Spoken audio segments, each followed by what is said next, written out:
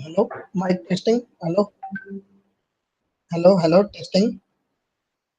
Hello, testing. Hello, testing. Hello, Hello, Hello. yes. Aldrin sir.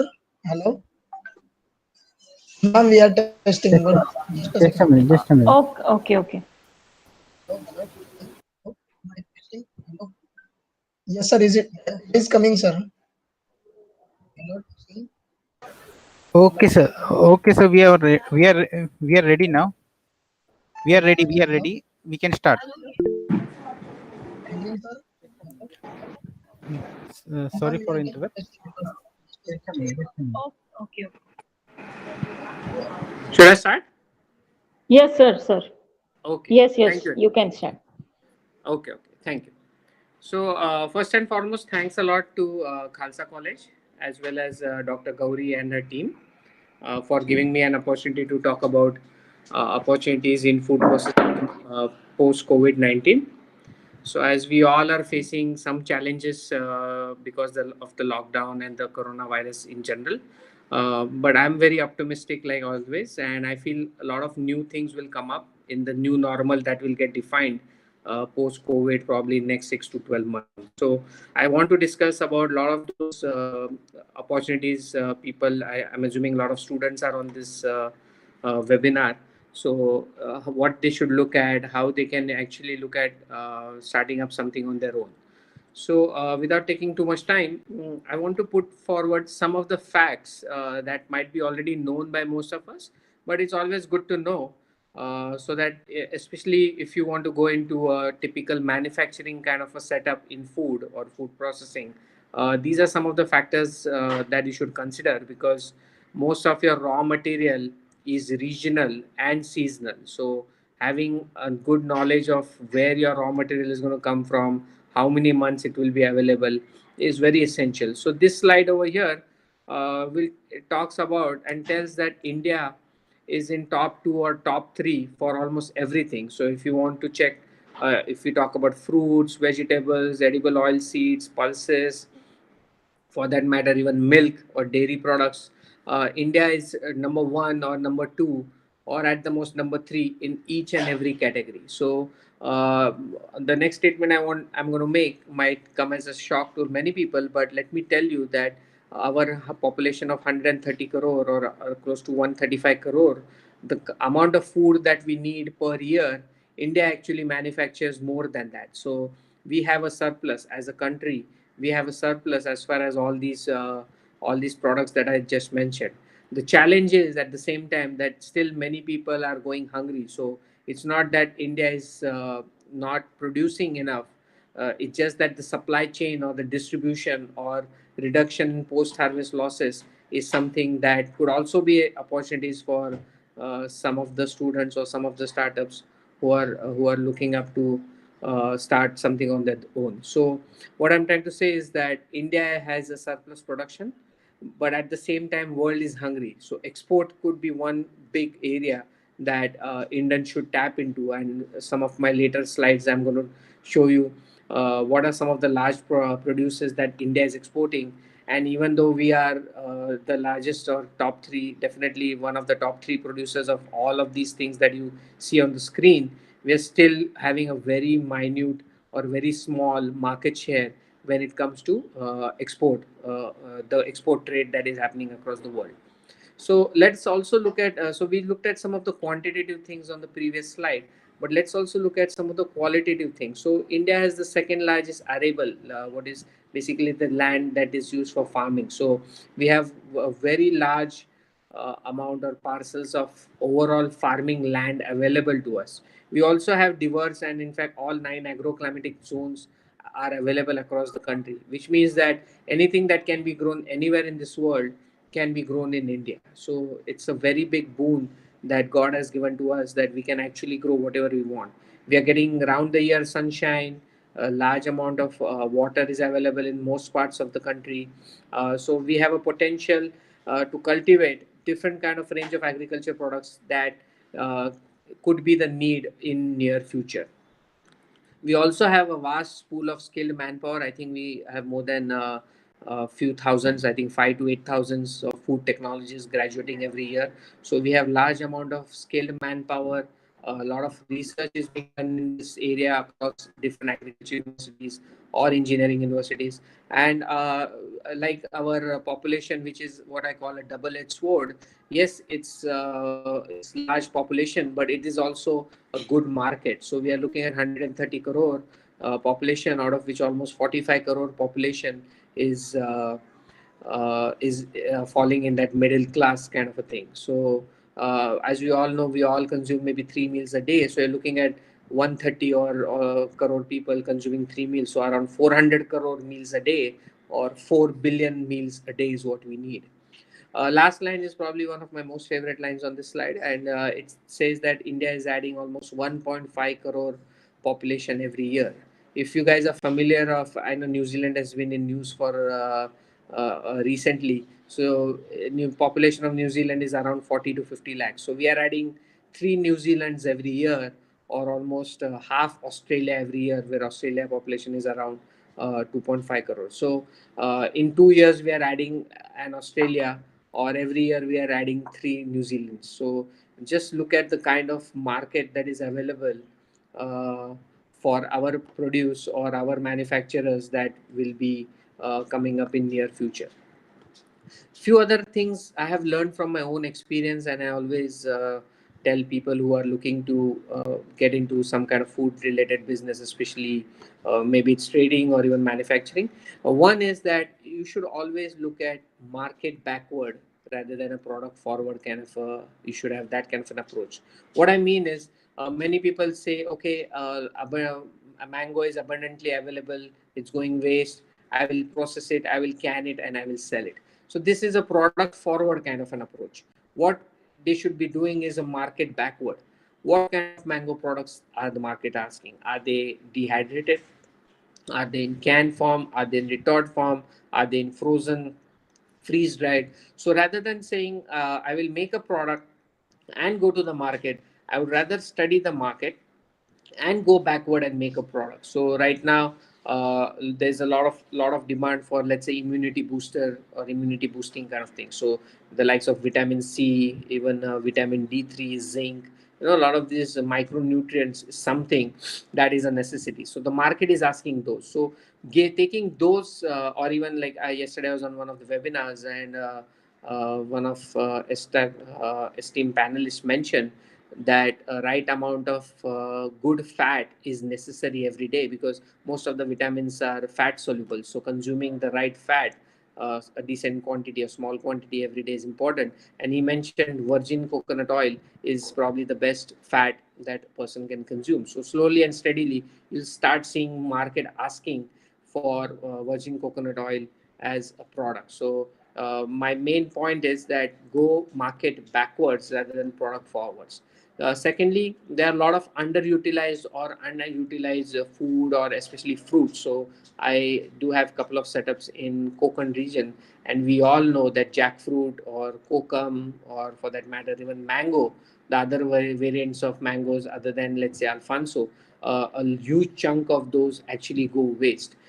We all have studied, or probably it has been told to us, and it's very much true, that the jackfruit is actually a superfood. So not just the what we call the gare, but even the seed of it has a lot of nutritional value. So, but as of now, more than 80 to 90% of jackfruit is going waste. Obviously, there are reasons for it, but if there are problems, obviously there can be solutions. So, focus on some kind of these underutilized, unutilized Then the other thing is a lot of food processing waste, and from that waste you can actually have a lot of edible or even non-edible uh, kind of things. So, for example, tomato processing and lycopene can be extracted from tomato skin. So today, most of the lycopene available in the market is synthetic. So, but there is scope. There is a demand for natural lycopene. So nobody has really given a thought and has tried to do what my next line says, that you this is the US kind of an attitude. If a raw material comes in, nothing goes out. So you have to make a product. If it is possible, you make a product for human consumption. If not, then for animal consumption. If not, then you compost or make biogas. Or if not, then you can make use it for direct burning. But a product should be made from any raw material that is coming in. So it gives you two things. One is you are creating wealth from waste, and two, you're not polluting our environment. So all that's the whole concept of complete utilization, zero wastage.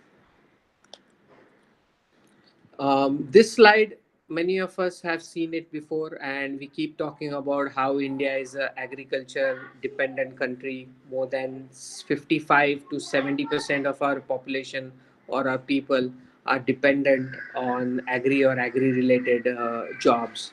So, but at the same time, those 55 to 70% people are actually contributing only 20% of GDP. So, if I have to put it in a slightly different way, what it is saying is only 20% wealth is going into the hands of 70% people. So there is a big mismatch, and probably that's why we are seeing that especially the farming community is poor, because 70% people are contributing only 20% to the economy.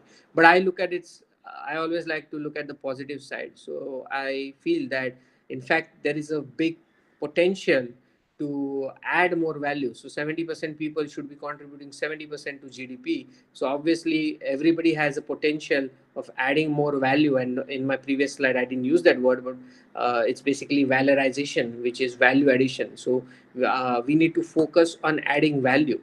There's a small big difference between food processing and value addition.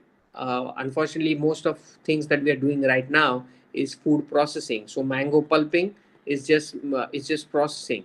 But value addition, for example, if we look at turmeric, so making turmeric powder I would say it's more like food processing. But extracting the active ingredient, which is curcumin, is value addition. So you can actually make higher returns if you are able to do value addition. And so as a whole, this 70% population can actually add 70% to our GDP, which in turn means that the whole community of agri and agri related businesses can become richer and richer.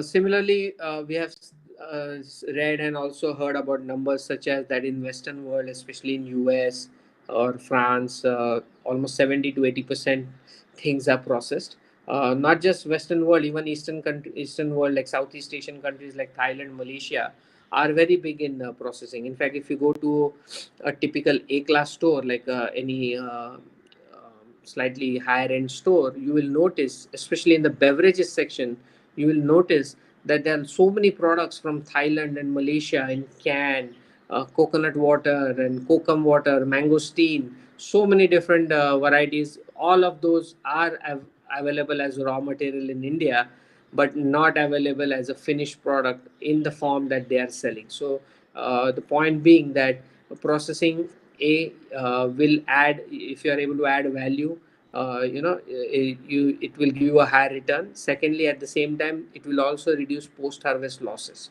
So what I always advise and suggest to people who want to get into processing is, yes, if possible, sell it as fresh. Probably you may get the best price as selling it as fresh, but only A or B grade may get sold as fresh. If you have C grade, D grade, or if you have excess production or excess amount of quantities, that's when you go for processing. So fresh and processing need to go hand in hand, and slowly and steadily we'll see more and more. In fact, I've been teaching a class, and we have looked at five different varieties of subsectors. So like the likes of dairy or even meat, they're expected to grow in the range of 15 to 20% in next 5 to 10 years. So yes, there you may have heard about people becoming more vegan or adopting veganism, but at the same time, meat industry and dairy industry is also growing anywhere up to 15 to 20%. So there's humongous scope, especially on the processing side, as people are the buying patterns have changed, the buying habits have changed. COVID has also given acceptance to a lot of packaged food and a lot of processed food. Uh, so it's a good time to be in. Packaged food has its own downfalls or downsides. Typically, they tend to have higher salt, higher fat, or higher sugar. But obviously, there are ways around it. So, as a food technologist or someone from a food background, this is an opportunity where you can balance out the fresh and the process, as well as control on the good and the bad chemicals or bad things that you're adding to during your processing.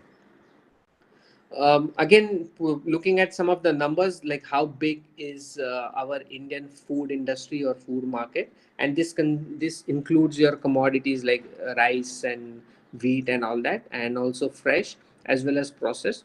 So you're looking at around 130 crore people. So if you make it in terms of families, around 40 crore families. Even if we consider 6,000 families, 6,000 rupees per family as the expenditure per month for on food, you're looking at a domestic demand or a demand in India of almost 2.4 lakh crore per month or 30 lakh crore per year.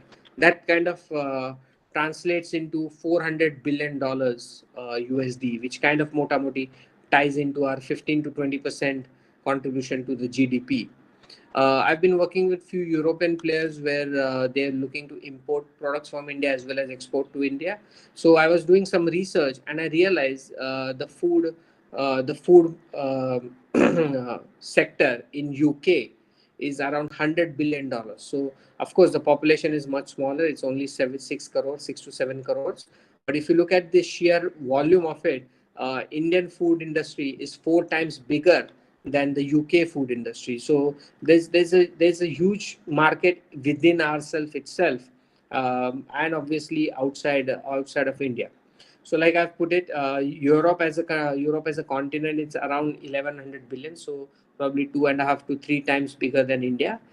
Their overall food consumption, and UK is only 100 billion. So obviously India is a big market, and export is also a very good market. So let's look at some of the fruits and vegetables that are being exported primarily in the fresh form, and you will realize that uh, a lot of grape in past few years have been exported predominantly to Europe, to the Rotterdam port.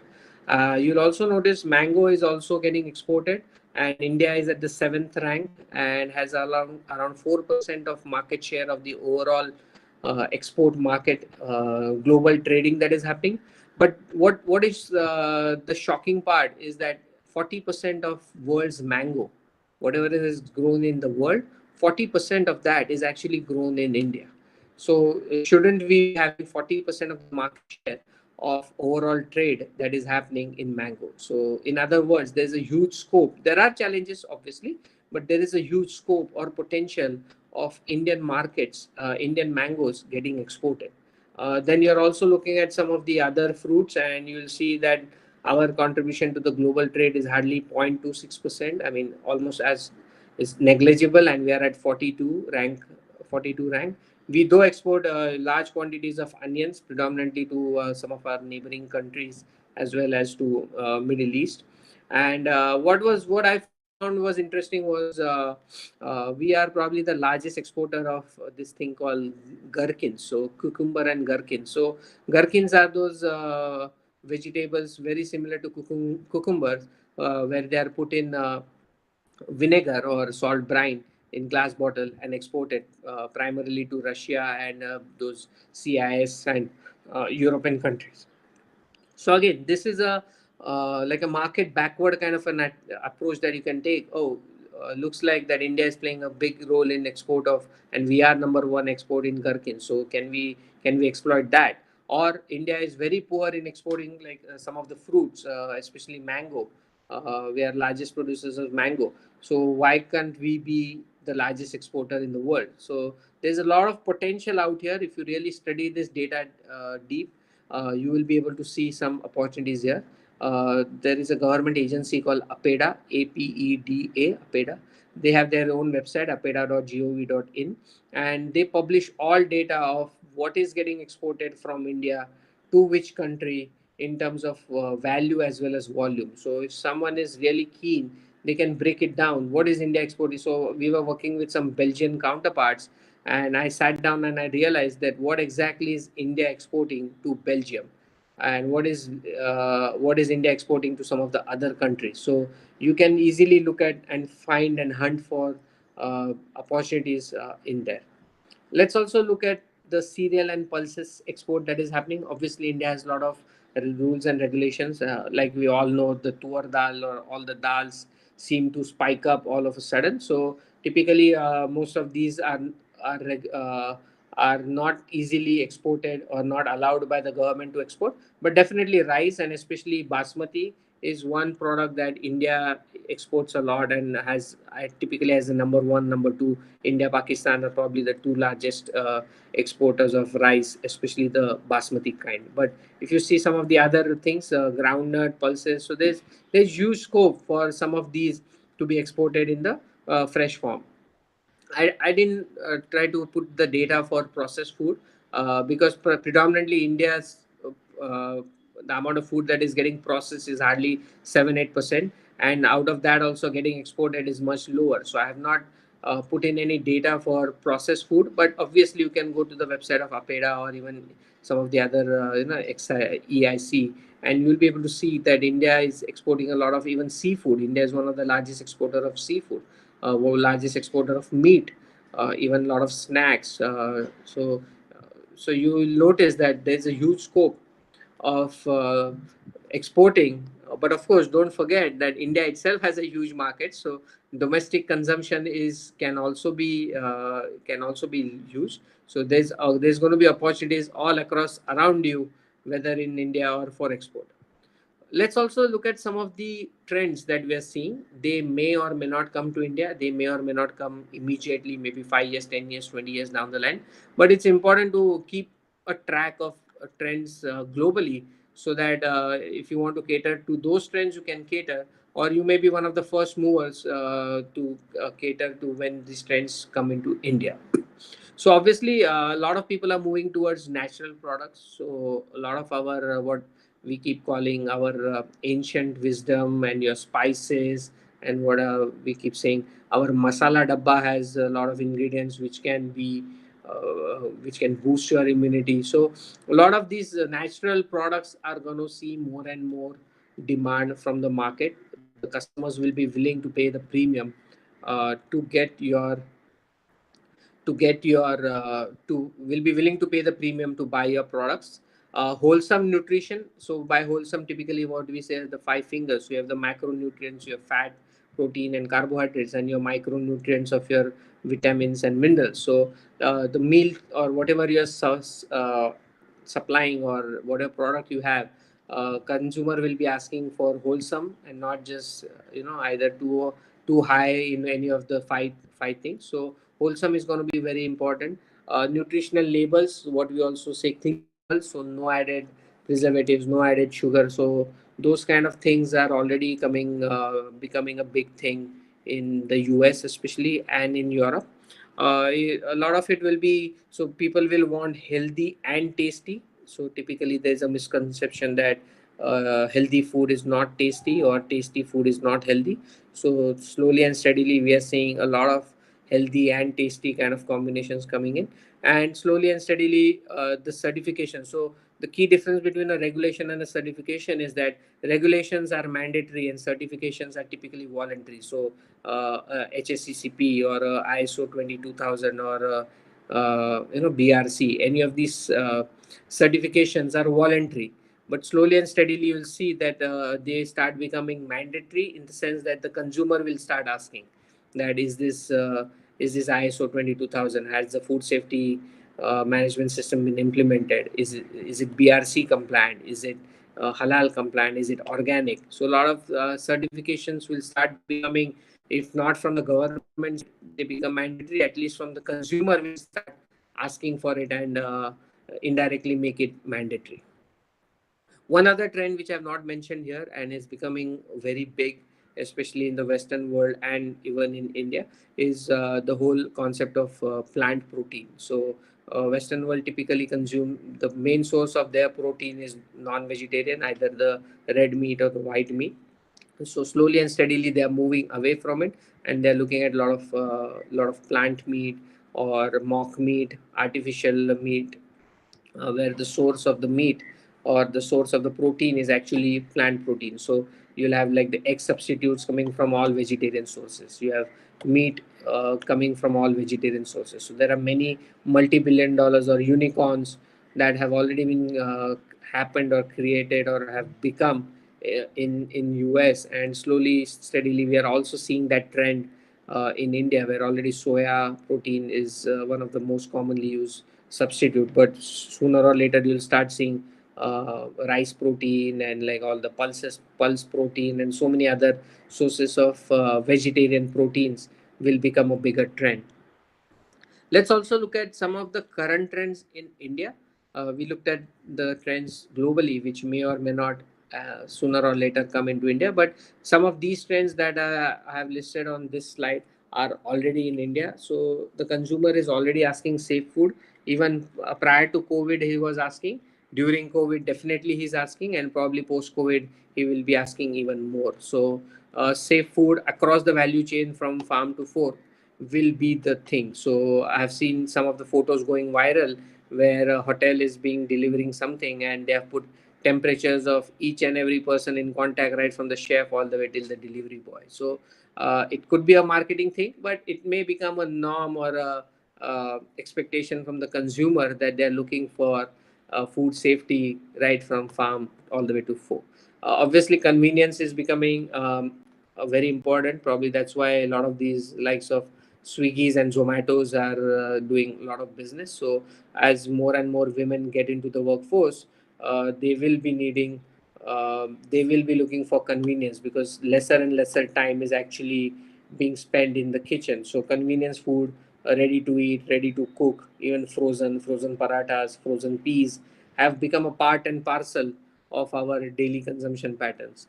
Health and wellness, obviously pre-COVID was there, but during and post-COVID, it will become all the more, which also ties into the next part below it, which is your functional foods or your nutraceuticals and your vitamins and like supplements and all that. So also a lot of people may ask or may prefer going to our ancient wisdom. So the likes of aloe vera and all these things that were said in Ayurveda are healthy for you, the likes of amla and kokum. We'll also see a um, lot more acceptance. The only advice I would like to give is that many a times, along with the health benefits and all that, a little bit of glamour may need to be given. So for my favorite example being millets. So millets, all of a sudden, I think next year is supposed to be the year of millets. So once we say millets, there's a glamour, but if you really see what are those 9 types of millets, and you'll see pearl millet. Oh, okay, what is pearl millet? Pearl millet is bajra. So, oh, half of the Maharashtra or Western Maharashtra has been consuming bajra for generations, but bajra is considered it's always first you have wheat, फिर ज्वारी, फिर बाजरा, फिर नाचनी. So that is like the hierarchy. It's like garibo ka khana. So, like similarly, chiku, banana, these are all healthy fruits, but they're viewed as poor man's food. So, the glamour needs to be given. Kokum, okay, only people from Kokon eat, but the kind of anthocyanins, it's actually healthier than cranberry. So, kokum needs to be given a glamour like a cranberry has for people to start accepting. So, both things need to go hand in hand. The branding, positioning, marketing also needs to happen, and at the same time, the health benefits of all these. What I'm we calling ancient wisdom, or things that have been passed on from generations to generations, need to be packaged in a form and can be sold to consumer. Obviously different types of like natural, traditional, organic, vegan. These are all newer types of things that the consumer is asking. These are the trends that we are seeing. Ready to eat, ready to cook. In fact, we have a sister unit where we make ready to eat food, which in using retort technology. And in last 2 months, he has already clocked the turnover that he clocked in the earlier 12 months. Last 1920, he has already clocked the turnover in the months of April and May, because lot of NGOs and even government agencies are actually handing out these packets of dal khichdi, or like rice and all that in retort. So uh, due to COVID and maybe even post COVID, lot of things, lot of people, their buying patterns may change. So we have to keep an eye as to what exactly will the new normal will be. So, like I've said, lifestyles have been changing. Women are going to workforce, so people are asking for convenience kind of food. A lot of our population, more than 65%, are in the 18 to 35, what is called the millennial generation. So they are ready to experiment more. So a lot of demand may come from ready to use fruit and vegetable, cut vegetable. Quality will be important. Organic may become a very big thing. People may ask for traceability, because everybody wants to know where is my produce coming from. The tomatoes that I'm eating, or the onions that I'm eating, what kind of pesticides, what kind of insecticides, what kind of fertilizers have been used. So if you are able to achieve the traceability, market it properly, package it properly, and able to sell the complete story or the complete packet, there's a lot of scope for a lot of these kind of startups in the space of agriculture as well. Then a lot of value addition nutraceutical there. We have also started seeing like products like Yakult, which are talking about probiotic, and even prebiotic kind of thing. So we are talking about gut culture and like how drinking it is better. We have also seen a lot of dairy value added products. I mean, till what, 10-15 years back, you couldn't really buy even dahi from outside. But today, right from dahi to, of course, paneer, cheese, butter were always there. But even the Amul Chas, Amul Lassi, these are some of the relatively new entrants and innovations that have happened and have taken the market by storm. I mean, there's a huge demand and there's a supply gap for some of the value-added dairy products. I'm going to talk a little bit about Maharashtra, because since my presentation is geared more towards someone who's looking to get into manufacturing. So, and as I said, raw material is regional and seasonal. So, if you're a tomato processor, it would make sense to be close to your raw material, which is predominantly in the Nashik area. If you're an onion producer, you want to be again close to the Nashik area. Whereas if you're a potato producer, you may want to be in the much closer to Gujarat and some of that belt. So we need to understand that which raw material is available at which place. So since I'm in Maharashtra and I'm assuming most of us are, so I'm going to talk a little, give you some details or some things that are available in Maharashtra, so that your thought process can go in that direction. So obviously we are Maharashtra is probably one of the larger producer of mangoes. Definitely Alfonso, we are the largest producer. And as I said, onions, even a lot of fruits like grapes, bananas, pomegranates. I think 80% pomegranates in the world come from India, and 80% of pomegranates of that are grown in India are actually coming from Maharashtra. So we are huge manufacturers. Strawberries, we all know, cashew nuts, tomatoes, sugarcane. I think in Maharashtra is number two after UP. Milk and milk products, and we have a large coastline, so fisheries. So Maharashtra has a large uh, growth, we do produce a lot of what was shown on the first slide. So right from fruit, vegetable, oil seeds, everything. So in fact, if you see how the processing is happening, like typically in manufacturing segment, Maharashtra and Gujarat are always the leader, but Gujarat is not so much agri or food processing focused. Maharashtra is more food processing focused. So if you look at, if you have to see what states are in the top three, definitely Maharashtra, I would put it as number one in most of the categories in food processing. Maharashtra tends to be number one in overall across India. Obviously, grapes and grape wine is also one of the biggest things that Maharashtra contributes. And we have been, Maharashtra government has wanting to become the first $1 trillion economy by 2025, and when India also becomes a $5 trillion economy.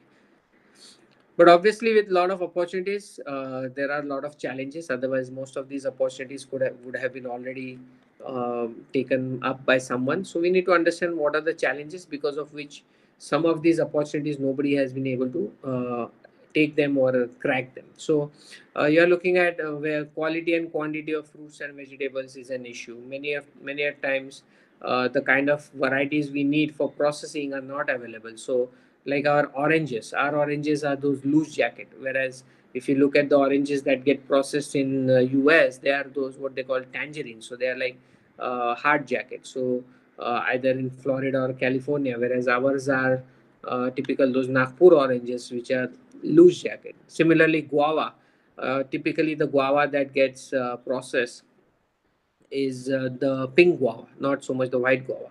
But what is grown in our in what grows typically is the white guava. Similarly, currently I was doing a project on potatoes, and one of my senior gave me a lot of inputs, and he mentioned that ideally what the potatoes you want are 18 to 20% solid content if you want to go for the processing one. So they are not the same as what are called the table or the home potatoes that we consume, which have solid contents around 14%.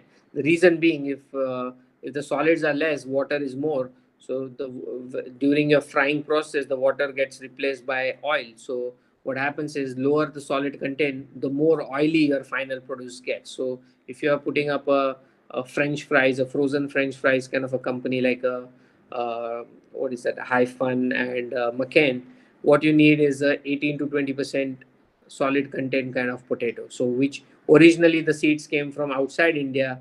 The first couple of generations were harvested in Himachal in a much cooler area, and then they have transitioned into the states like Gujarat.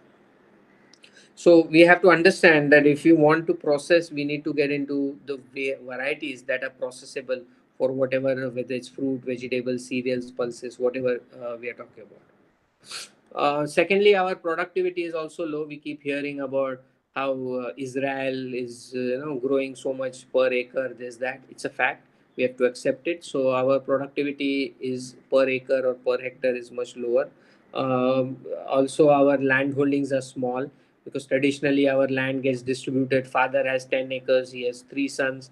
So each of them get 3 acres. They have three sons. So so within two generations, the land holding is down to only 10% compared to what his grandfather had. So that's another reason why a lot of our farmers are have small land holdings. I think our average is, I believe, 2.5 hectares, so around 3.5 to 4 acres is the average land holding across India. Processing, because the land holdings are smaller, typically many times processing or setting up processing at source or at farm gate becomes a challenge. There's low technology base being adopted by the farmers or the first level processors. A lot of our activities are labor intensive. There's a high degree of seasonality. It rains all of a sudden, it doesn't rain all of a sudden. So there's a lot of raw material availability can become erratic. And because a lot of our operations are small scale, it becomes our costs go up, because this whole concept of economies of scale cannot be achieved if your operations are small.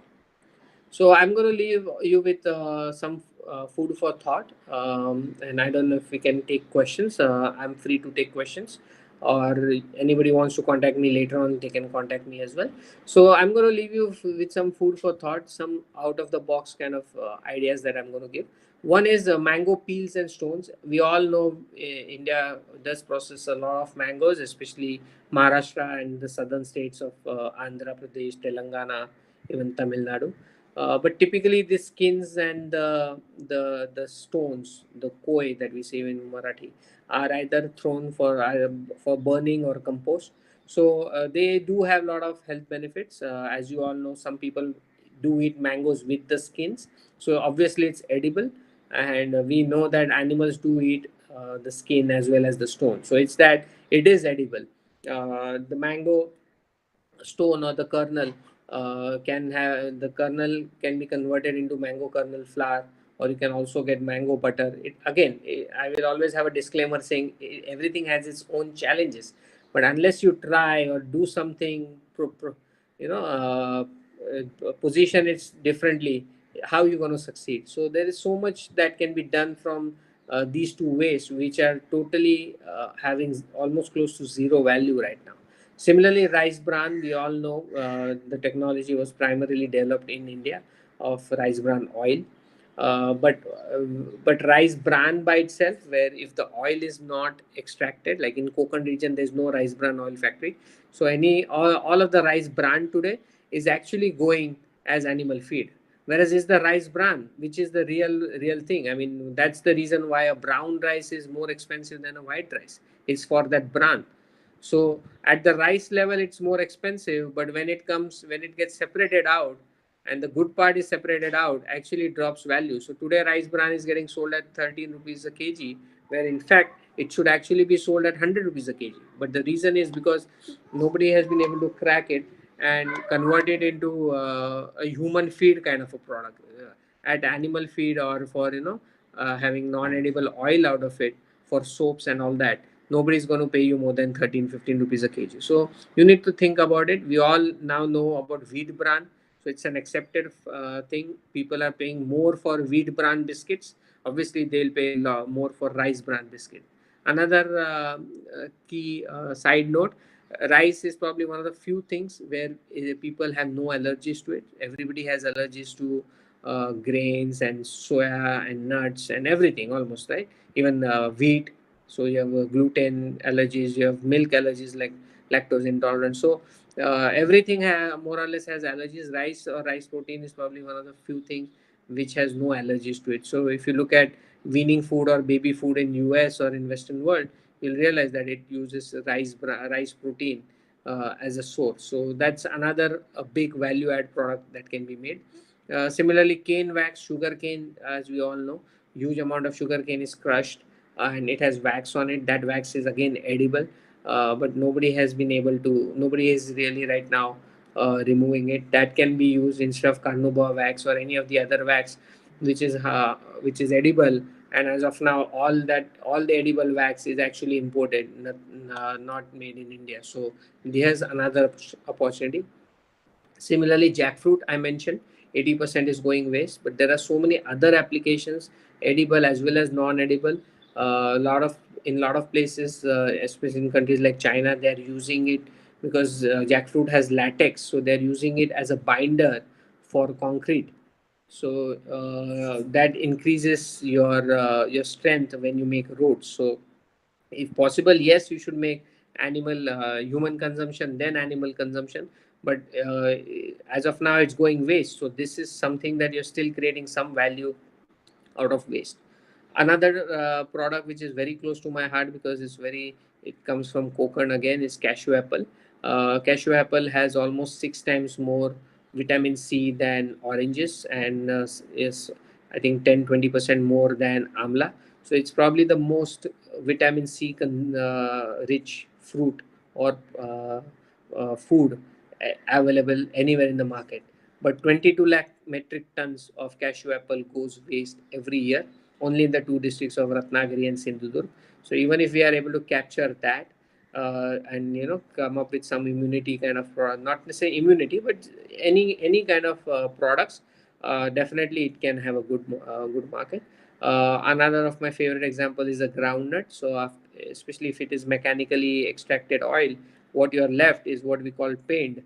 So now what you have is a de-oiled or less oil, less fat, high protein kind of cake that is remaining. So initially, if you had 15% protein content and uh, groundnut has almost close to 50% oil. So if the oil is removed, so initially you had 15% or 15 grams protein. Now effectively you have 30 grams protein. So now what you're left, that de-oiled cake is basically a low fat or a no fat uh, product with high protein content. So it's a fantastic product to make a chicky or or a bar or a health bar.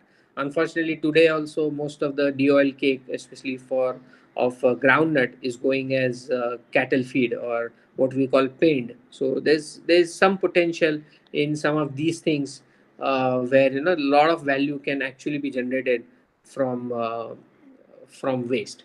A few more slides I think I have, and with that, after that, I'll wrap up. So, like we had said, that our contribution, food or food allied, agri and food and allied businesses contribute only 20% to the GDP. Similar numbers are also seen in the startup world, where food and agri startups are less than 8%.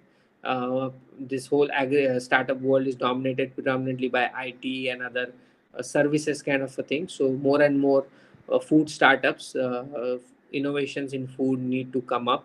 The current innovations are more on the delivery side, the likes of Swiggy's and Zomatos. But why can't we have the Facebooks and the Olas and the Ubers kind of things, kind of unicorns in food? So that is something that we should all consider.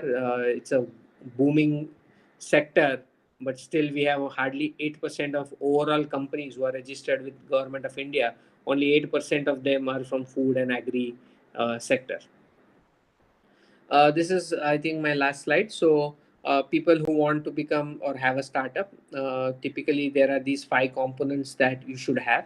You may or may not have. If you don't have, you get someone, or you take him as a co-founder, or hire someone to have it. So, ideally, you should have a unique idea, something which is thoda sa hatke. Me too, or a copycat is very difficult to succeed. So, you should have something different. It's not that when Ola or Uber came, that taxi services were not there. Of course, taxi services were there, but they offered something which was slightly different. It was on demand.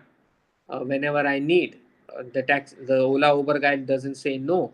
So a lot of these, so the taxi service concept was not new, but the delivery mechanism, the booking mechanism, even the fees, so many other things were different. So you have to have some kind of a unique idea. You need to have a market or a need, or you need to create a market or a need. So Ola Uber again did that. Probably there was no demand and supply at that time, because particular kind of a business didn't exist. So what they did, they gave a lot of discounts to the riders, which created a demand. They also made they also made getting loans and getting a lot of incentives to the drivers. So they also created a supply. So obviously you have to have a market or a need, or if you're smarter enough, or if you're smarter, you can actually create the market or the need, which Ola, Uber, even Oyo has shown us. Then obviously you need the finance, where capital. Many startups or many founders always think, or entrepreneurs think, that paisa kahan se laun.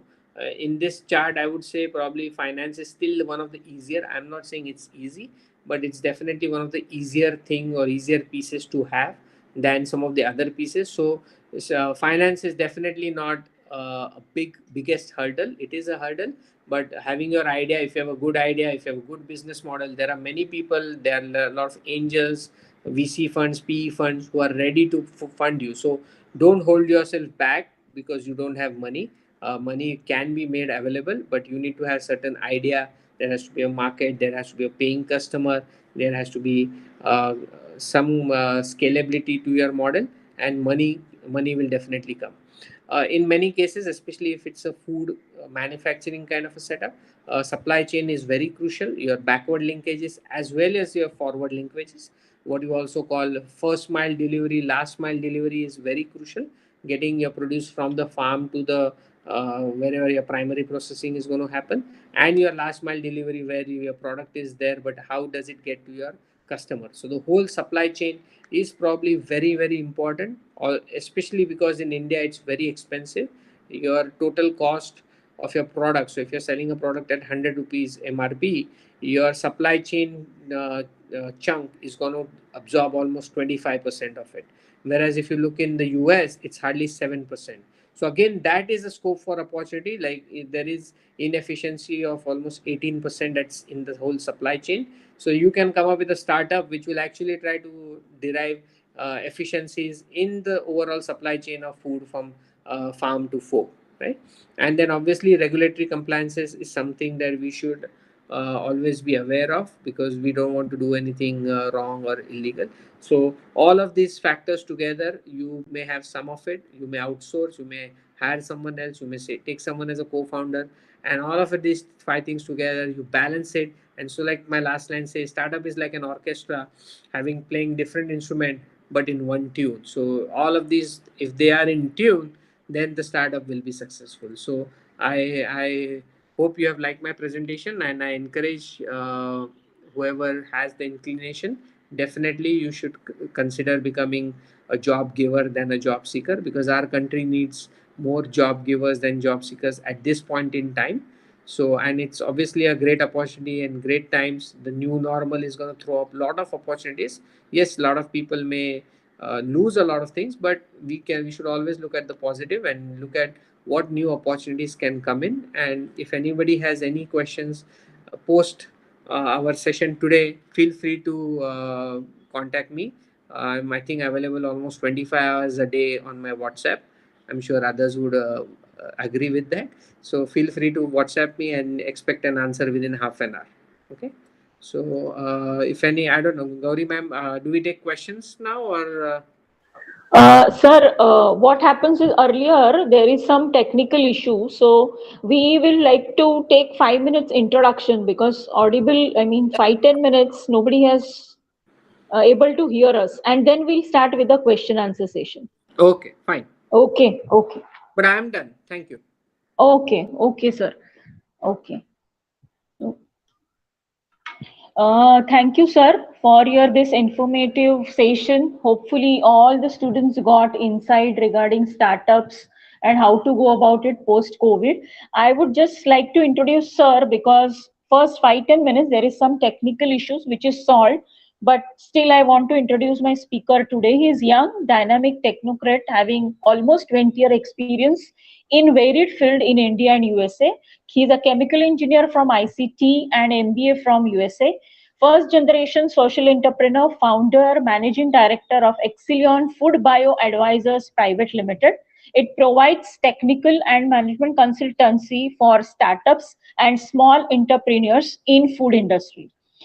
Sir is a director of Savarde Valley Food Foundation, which is NGO working with farmers and entrepreneurs across the Maharashtra.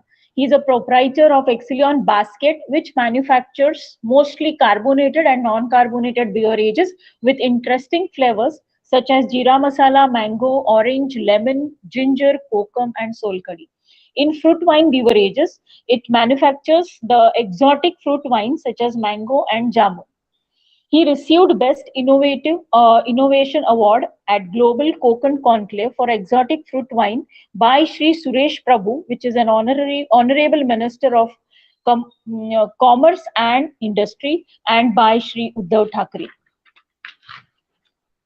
Sir has been a proprietor of Innol Advisor, investment banking advisory, which works with the 100 plus startups across India. They do primarily helping to raise the funds. Professional criteria. Sir is a secretary on board of UBCT alumni. He was a member for the year 2015 to 19, president of AFSTI Mumbai chapter 2018, mentor for food and beverages and agricultural startups in India. And he is the BOS member, which is a valid post for Mumbai University, SLDT University, Somaiya College, Vidyavihar. Yes, Aditi?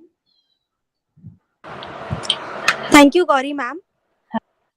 We will start with the question and answer session. Sir, there are few questions from the participants I would like to ask you.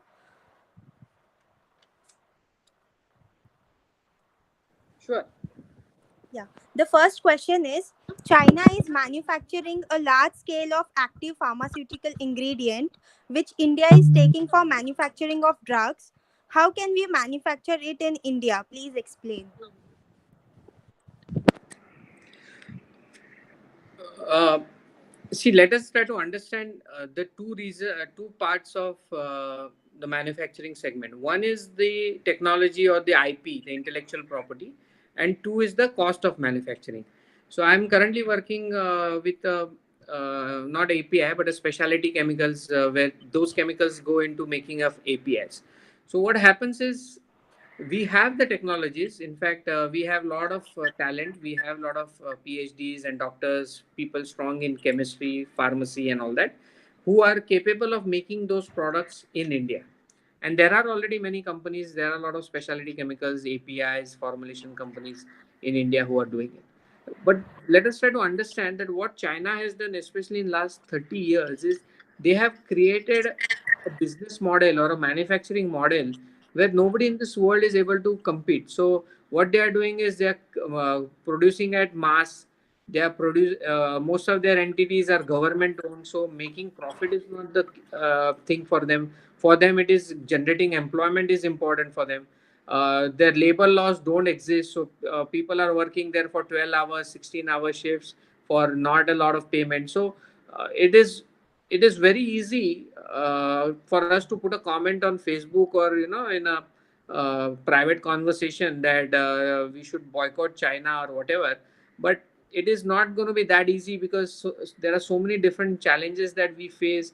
I know our honorable prime minister has been trying for almost last 6 years, where the whole concept of ease of doing business, reducing the number of compliances, reducing the startup thing. Like if you want to set up a pharma company or any company for that matter, it's going to take you at least a year to get some product out of your company. So that is not what happens in China. The product is everything is ready in 3 months. So it's so I hope I have answered your question. So overnight, I don't think we can eliminate or stop our interaction or our trade with China. We'll have to take a much bigger holistic approach where probably not you and me are may not be in the position. It has to come from all the way top, where ease of doing business, yes, it has become easy, but it has not become easy enough and cost effective enough for us to compete with China. In fact, I'll finish with one line where today only I saw a forward where the problem, especially with our mindset, is happening is we would rather get something cheap than made in India. So our government contracts are also asking for L1 lowest, right?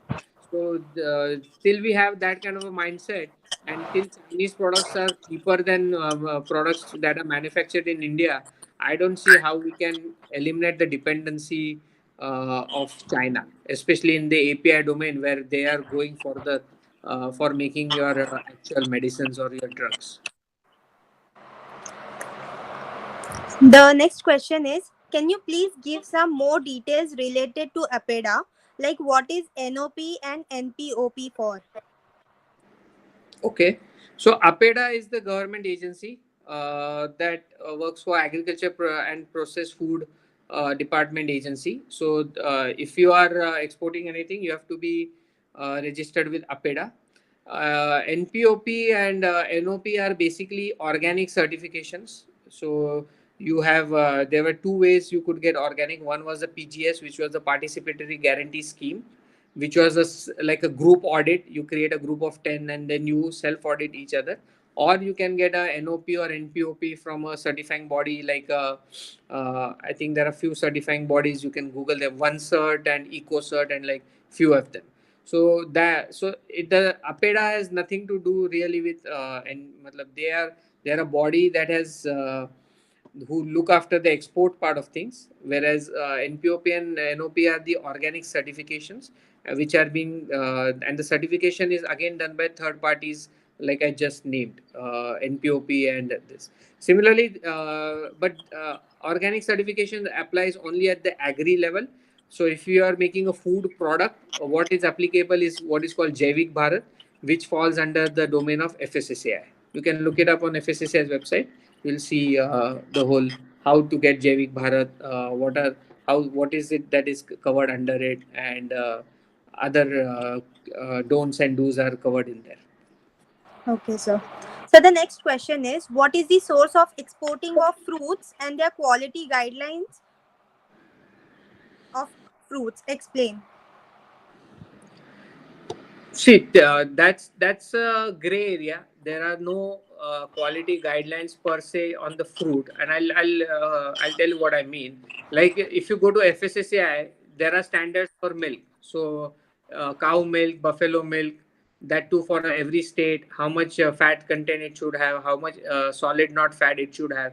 So how you have defined standards for processed food, there is no standard per se for at the agri level ki whether the bhindi should be 3 inch long or 6 inch long. There are no standards per se on the external or any of those qualities, though there are standards on the residue levels, like pesticide residues and few of the other toxin levels and all that. So those standards definitely have been defined, and you can look it up online, you will find. But as far as quality in the sense of what the color should be, what the length should be, is not defined anywhere. Though trade does define it. So, for example, mango. If you want to export a mango, Alfonso mango, typically it has to be in the range of 220 to 250 grams. So, market will define it. Ki, okay, I want your Alfonsos. So that's the A grade. Anything smaller than that is considered a B grade.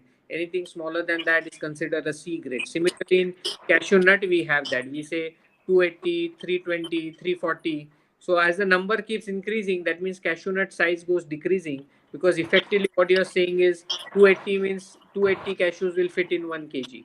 320 means 320 cashews will fit in 1 kg. So your as the number goes higher, the uh, the size goes smaller. So, but these are all market defined kind of definitions, and not so much given by any regulators or anything.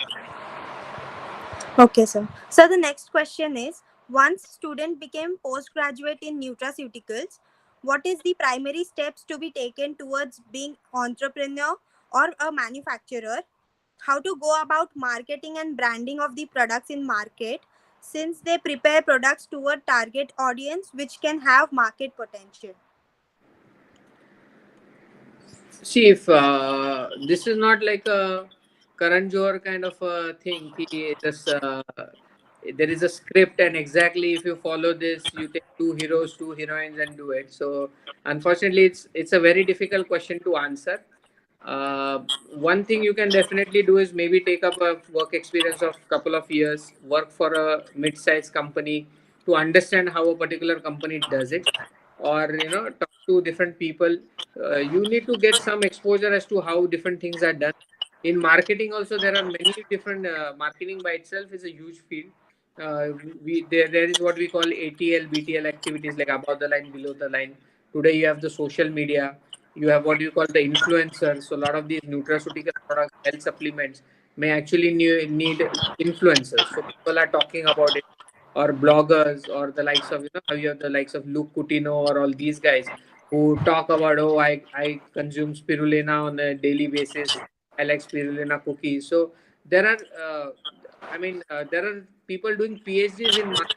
So uh, giving an answer in 2 minutes is a very difficult thing, but uh, you have to get the experience, you have to actually get exposure to each and everything that you're being an entrepreneur. It sounds glamorous, but let me tell you, it's harder than being in a job, because you have to pay everybody before you can pay yourself, you know so there are a lot Yes, of sir. True. different challenges. It looks easy, it does give you flexibility, you don't have a boss, but you are actually working 24/7. So even in your sleep you are working, you are thinking how you are going to manage cash flow, how you going to make your like, take our COVID situation. 3 months my factory is closed, but I'm still paying my employees. So uh, how do I do that? So many different challenges do exist. It seems all glamorous, but let me tell you, it is also, it's like a rose which comes with its thorns. So be ready to accept both of them.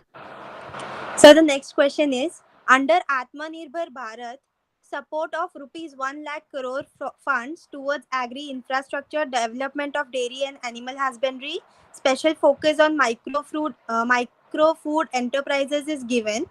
Does this translate to use of Indian ingredients to make something local more vocal? See this 1 lakh crore, or I think whatever 10,000 rupee, 10,000 crore package that has been announced for food, especially. The final details of those have not come as yet. Nobody really knows exactly how it is. But I look at it. I always look at government support or government subsidy in a way. It's a bonus. Your business model cannot start off with thinking about subsidy. Your business model has to be sustainable by itself. If you get subsidies, I have myself gotten 15% subsidy for my manufacturing. You do get subsidies, but that comes as a bonus. You cannot start off thinking that, oh, how do I get this subsidy, how do I get that subsidy. So think about a business model which will be self-sustaining, which will be profitable. If you get subsidies, well and good. And to the exact things that are coming out is not yet declared for food processing, because a lot of things in Atmanirbhar Bharat, what they have done is they are trying to help out or bail out the existing customers or existing assets. So, for example, I have a term loan. So my bank has reached out to me saying that you have a term loan at so and so amount, and we are willing to give you 20% more without collateral, with a moratorium period. So the whole Atmanirbhar is predominantly focused on existing manufacturers and not so much on new people, because for new people there are already schemes. I mean, Ministry of Food Processing already has schemes going on for last whatever 10, 20, 30 years since its existence. Even agriculture ministry has, MSME has its own scheme. So for new people, schemes have been there since ages. No, it's not something that is related to Atmanirbhar. Atmanirbhar predominantly right now what they are trying to focus is bailing out the MSME sector, which was already on the ventilator, but probably now it has probably gone into coma in many cases. So the next question is, as other countries have soilless cultivation like hydroponics, can we do it successfully? Theoretically, yes. Practically, I don't think so as of now, because even today we are buying shoes from a Bata store which is air conditioned, but we are still buying fruits and vegetables on the street, from the Hadgadi. So the as still the customer is willing to pay the price for, let's say, food safety, or like all these things. As of now, it's very difficult to make a profit out of it. If you want to have a social kind of a venture, yes, you can do it. But if you want to make it profitable, I don't see it being profitable at this given point in time. Maybe not for another 5 years. Okay. So the last question is, there should be a connecting link between the farmers and manufacturers followed by marketing that both get benefited. Is there any upcoming policies coming for this connectivity for startups? So there is already a lot of efforts that have happened in past also. So there is this one scheme where I was also part of it, where the farmer is to directly come, or a farmer producer group or a farmer producer organization would come and buy and sell in the societies. So yeah, I also had an FPO where we used to do around 30 societies in Thane, where the farm produce used to come from Nashik and Pune belt, and directly we would go into the societies and set up our stall and sell it there. So it's not that things are not happening, but there are again, what's happening is, we think 2 rupees, farmer is getting 2 rupees, but we are paying 40 rupees. But the problem is there are a lot of inefficiencies in between, because of which you will notice that no farmer has become rich, neither has any of that bhajiwala or phal wala has become rich. So somewhere these are not very high profit kind of ventures, and because of inefficiencies, because of high logistics cost, transportation cost, wastages at every point in distribution, overall there are not so much margins like what we think कि 2 रुपए का चीज 40 रुपए में. Yeah, but it's getting distributed, or it's getting trickled out at various points. So government is trying. There are already many efforts going on, but there are challenges. Like, it's impossible for a farmer in Nashik who does his farming and he has to come to Mumbai and sell it. travel drive one way 3 hours and 6 hours, also do the selling for 4 hours. When is he going to sleep? When is he going to, then he's going to do his farming. So the challenge, so my mantra is always that farmer is best at farming. He should do only farming. Like, how in cricket team you have a batsman, he should do batting. Bowler should do bowling. Similarly, here every person should be best at what they do. Farmer should try to increase his output per acre. He should look at newer practices. A seller should do his selling work. Anybody in between the supply chain should do their work in the best way and in the most efficient way. If we try to also say, okay, let us person A doing everything, then again that model is not sustainable. That's the challenge. Thank you so much, sir. I would now ask Aditi ma'am to offer the vote of thanks.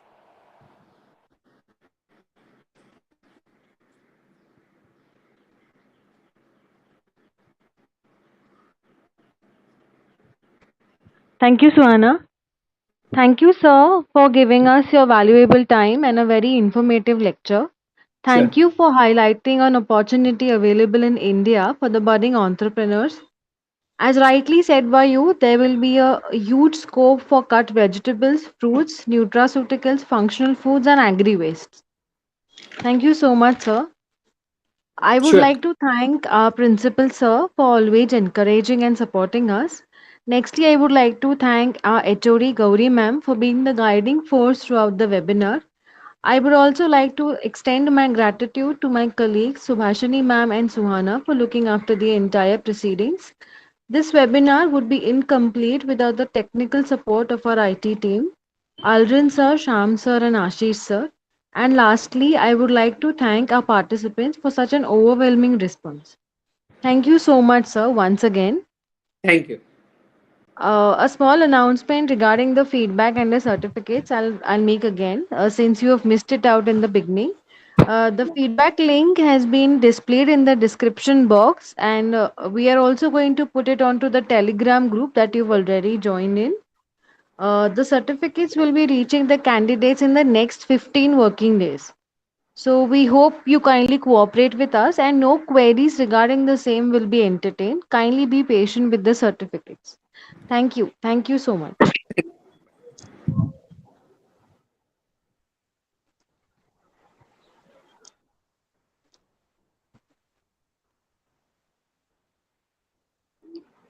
Hello, Aldrin. Done. Hello.